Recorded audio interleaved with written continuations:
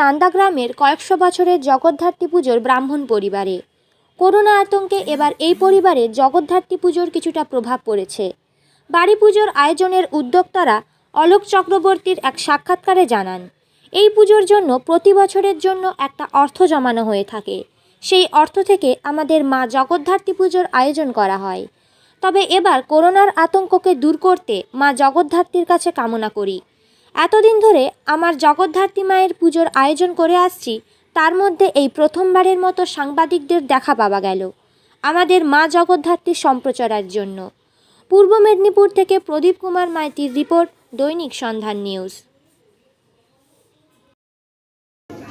দাদা একটু আপনার নামটা? অলোক চক্রবর্তী। এই যে পুজোটা হচ্ছে, কোন বাড়ির পুজো, কত বছরের পুজো এবং জায়গার নাম কি, বাড়িটা যার বাড়ির পুজো কি বলে বিখ্যাত? কান্তে নামাতে হবে। এটা হচ্ছে ব্রাহ্মণ বাড়ির পুজো। আমার বাবা হচ্ছেন স্বর্গীয় মাসেগোপাল চক্রবর্তী। উনি অনেক দিন আগেই দেহ রেখেছেন। বর্তমানে মা উপস্থিত আছেন। তো পূজাটা চলছে বহুদিন ধরেই, মানে কতদিন চলছে আমাদের ঠিক আইডিয়া নেই, মানে আনুমানিক 100 বছর আগের পুজো। মানে পূর্বপুরুষরা এতদিন ধরে করে আসছেন, সেই জন্য আমরাও এখন চেষ্টা করছি পূজা করার। তো কিভাবে হয় এটা, পুজোটা কিভাবে হয়? কিভাবে হয় বলতে, পূজা তো খুব কষ্ট করেই হয়। কারণ এই পূজার ঘাত প্রতিঘাত অনেক গেছে এবং জাগ্রত, মানে খুবই জাগ্রত। একটা সময় ছিল পূজা বহুদিন ধরে হচ্ছে, আবার কোনো কারণে পূজা বন্ধ হয়ে গেছে 2-1 বছর, আবার সেটাও হচ্ছে। লাস্ট প্রায় 18 বছর ধরে হলো বলা যায়, সেটা প্রতি বছরই হচ্ছে এবং মায়ের কৃপায় সব কিছু সুন্দরভাবেই হয়ে যাচ্ছে।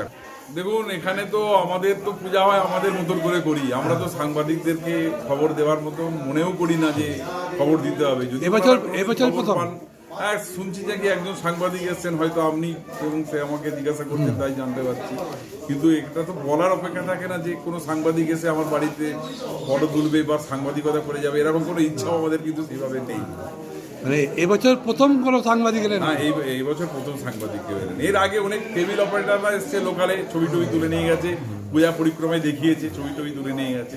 তো সাংবাদিক হিসাবে দেখছি আপনি কীভাবে করেন আপনার পুজোটা? করি বলতে, দেখুন, একটা মায়ের ইচ্ছায় একটা প্রতি বছরই আমি মানে ফান্ড করা থাকে, সেটাতে প্রতি মাসে মাসে সেখানে কিছু আমি সঞ্চয় করে থাকি এবং সেই সঞ্চয়টা পূজার সময়তে আমি ব্রেকআপ করে যেরকম সম্ভব হয়। আপনার পিছনে দেখা যাচ্ছে পুরো পরিবার, পাড়ার পরিবার একসঙ্গে সুন্দর মায়ের কাছে। এই পুজোটা আমাদের বাড়ির হতে পারে, কিন্তু এখানে এত এই আমাদের প্রতিবেশী মানুষের সহযোগিতা বা সাপোর্ট না পেলে পুজো করা সম্ভব নয়।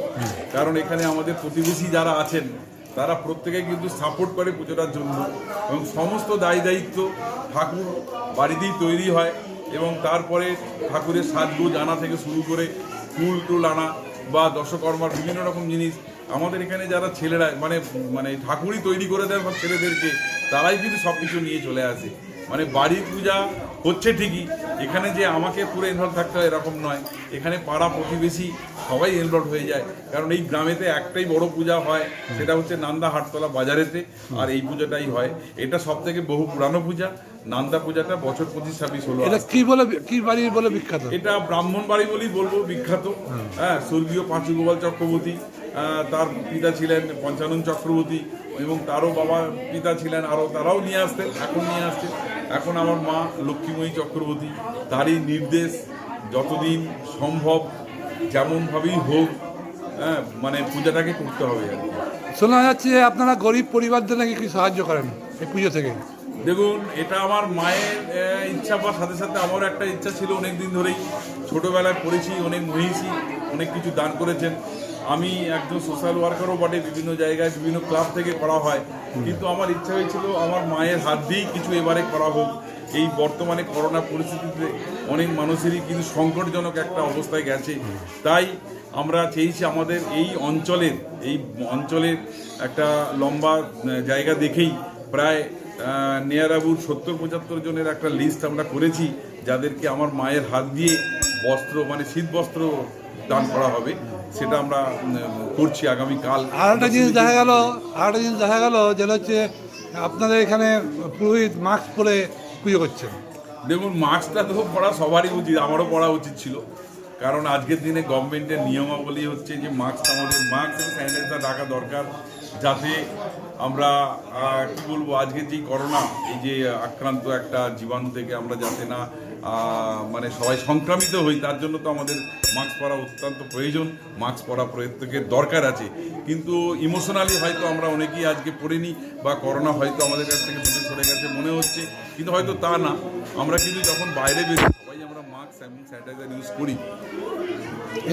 এবার মায়ের কাছে, জগতী মায়ের কাছে কি কামনা চাইছেন? কামনা একটাই, করোনা মুক্ত সমাজ, করোনা মুক্ত পৃথিবী, করোনা মুক্ত দেশ এবং সবার সুস্থ পরিবার।